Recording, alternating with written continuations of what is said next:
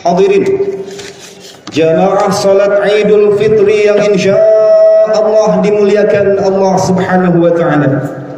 Lantunan takbir, tahmid dan tahlil berkumandang sepanjang malam tadi hingga menghantarkan pagi hari yang cerah ini.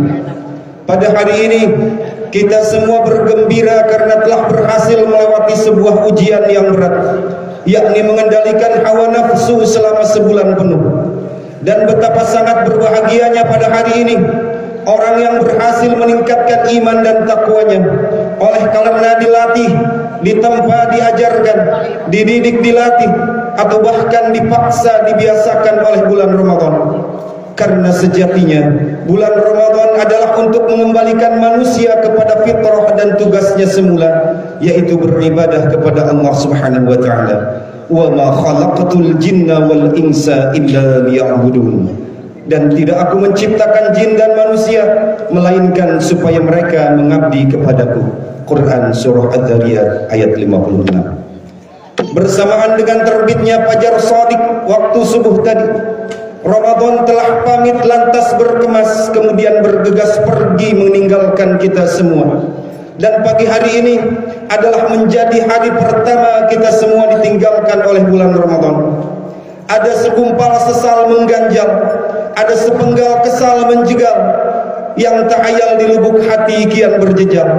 Wahai Ramadan, mengapa engkau terlalu cepat pergi di saat kami belum mampu meraih semua kebaikan yang kau tawarkan? Sungguh kami telah menyiakan kehadiranmu, betapa kami telah mengabaikan bahkan menelantarkan keberadaanmu. Wahai Ramadan, engkau telah mengajarkan kepada kami tentang bagaimana membiasakan diri, kemudian mendirikan kebiasaan, membiasakan kebaikan lalu membaikan kebiasaan, berlatih sabar lantas sabar berlatih, tidak mencoba untuk menyerah serta tidak menyerah untuk mencoba. Kini kesedihan atas kepergianmu betapa memenuhi dan merasuki relung hati dan lalu menyesakkan jiwa ini.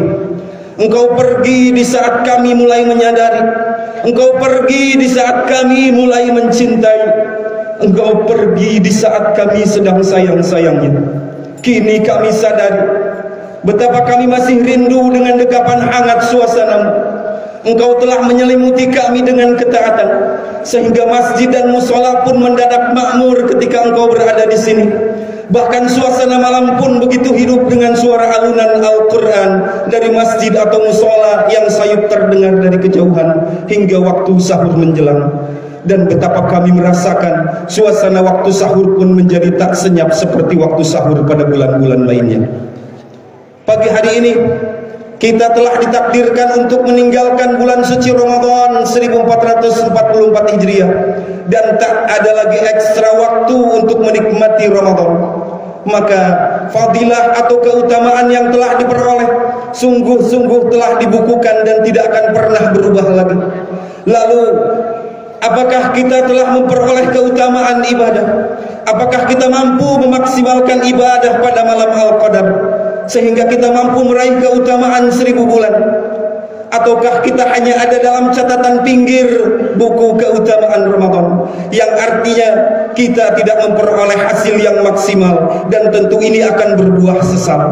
Sebab ketakwaan yang dicapai selama bulan Ramadan itu merupakan modal untuk menjalani hidup sepanjang tahun. Allahu Akbar, Allahu Akbar, Allahu Akbar, walillahil hamd.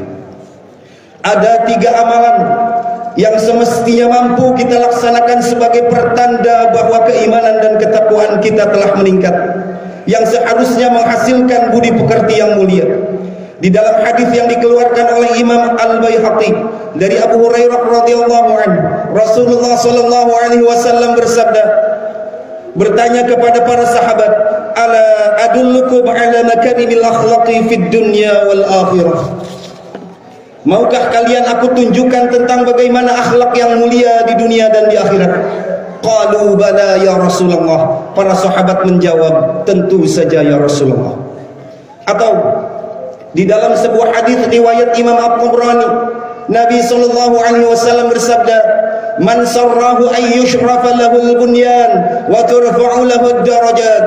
barang siapa yang ingin dibangunkan baginya sebuah bangunan di surga dan ditinggikan derajatnya baik di dunia dan di akhirat, maka harus mampu melaksanakan 3 amalan ini. Yang pertama, falyafu amman zalamah, mampu memaafkan kepada orang yang menyakitinya. Yang kedua, wal ya'ta man haramah, mampu memberi kepada orang yang pelit kepadanya. Yang ketiga, wal yasil man qata'ah, mampu menyambung silaturahmi kepada orang yang memutuskannya. Ketiga amalan ini sungguhlah sangat berat untuk dilaksanakan, tetapi marilah sedikit demi sedikit kita harus belajar meniru akhlak mulia Rasulullah SAW. Mumpung kita masih diberikan kesempatan untuk hidup, menjalani sisa jatah usia kita yang hanya tinggal sebentar lagi. Yang pertama adalah mudah memaafkan. Rasulullah SAW berwasiat kepada Jabir bin Sulaim, wa in imru'un syatamaka wa ayyaraka bima ya'lamu fika fala tu'ayyirhu bima ta'lamu fihi fa innama wabalu dzalika 'alayhi. Jika ada seseorang yang menghinamu dan mempermalukanmu dengan sesuatu yang ia ketahui ada padamu, maka janganlah engkau membalasnya dengan sesuatu yang engkau ketahui ada padanya. Akibat buruk biarlah ia yang akan menanggungnya. Hadis riwayat Abu Dawud. Sulit dan amat berat bagi setiap hati jika ada yang berbuat salah kepada kita, lantas kita tidak membalasnya, pasti kita akan punya keinginan untuk membalasnya. Jika kita dipermalukan, pasti ingin pula mempermalukannya. Apabila kita dicela, pasti ingin pula membalas dengan celaan. Dan begitulah selanjutnya. Sebab hampir watak setiap orang yang disakiti atau dizalimi ingin segera membalasnya. Syekh Muhammad bin Shalih Al-Utsaimin rahimahullah menjelaskan tentang hadis tadi bahwa hendaklah setiap orang memiliki sifat pemaaf, karena Allah sangat menyukai orang yang memiliki sifat mulia tersebut, yaitu mudah memaafkan orang lain. Oleh karena itu ia akan diberi ganjaran yang sangat besar. Karena jika dibalas dengan saling mempermalukan dan menjatuhkan, pasti konflik yang terjadi tak kunjung usai. Permusuhan akan tetap terus ada. Jika malah dibalas dengan diam, maka rampunglah perselisihan yang sedang berkecamuk. Syarah Riyadhus Shalihin. Jika kita berbuat baik kepada orang yang baik, itu hal yang biasa dan normal. Akan tetapi Islam jauh melampaui itu.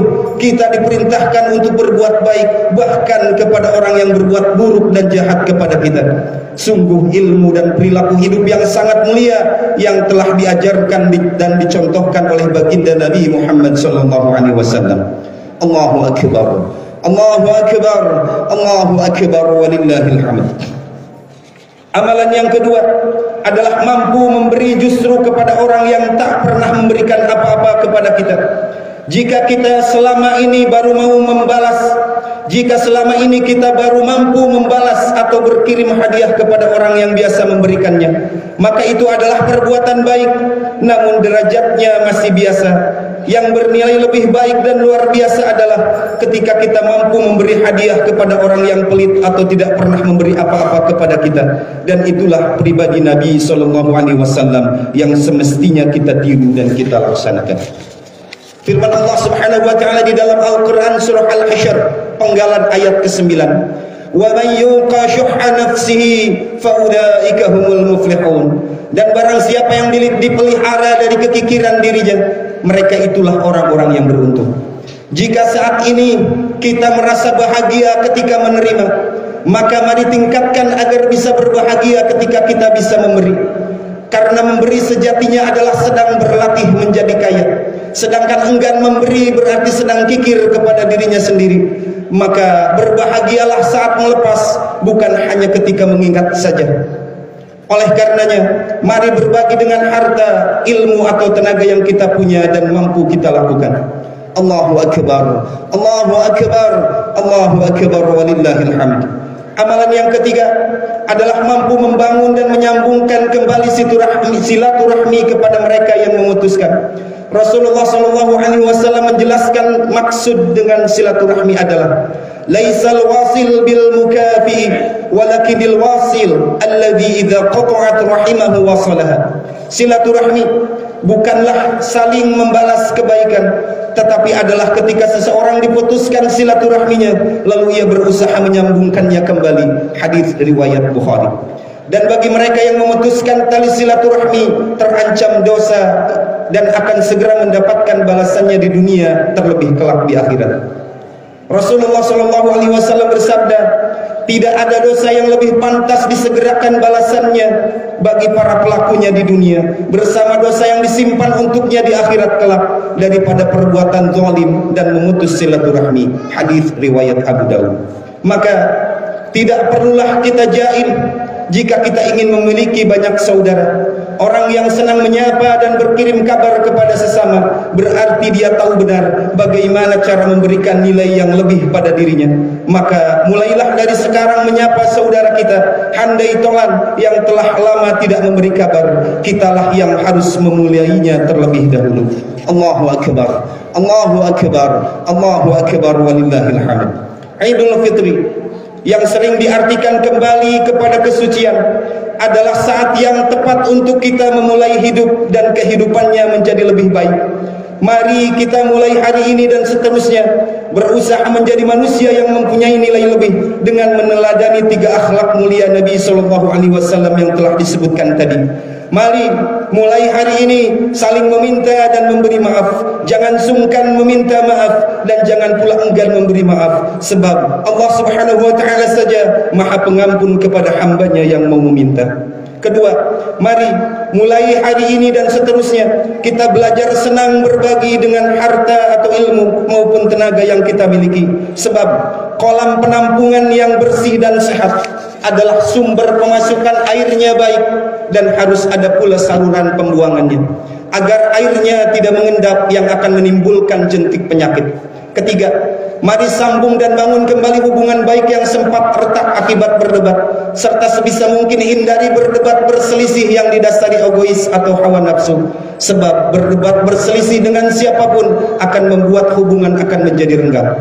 Semoga dengan kita mengamalkan 3 akhlak mulia tadi, Allah Subhanahu wa taala memberikan keridhaannya kepada kita semua sehingga dimasukkan ke dalam golongan ahli surga. Dari Abu Hurairah radhiyallahu anhu, beliau berkata, "Su'ila Rasulullah sallallahu alaihi wasallam an aktsari ma yudkhilun nasa al-jannata faqala taqwallah wa husnul khuluq.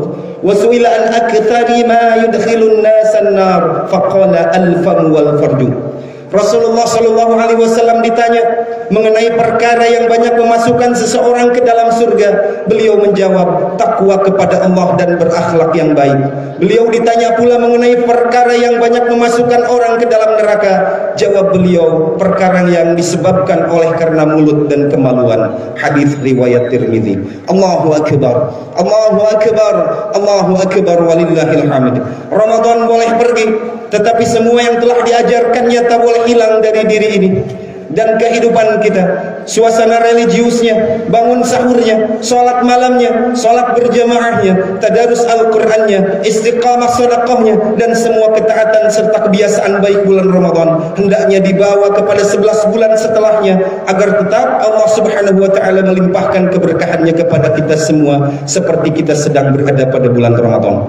Walau sangat banyak kekurangan, semoga kiranya Allah Subhanahu wa taala sudi menerima semua rangkaian ibadah, baik yang wajib maupun yang sunnah pada Ramadan tahun ini.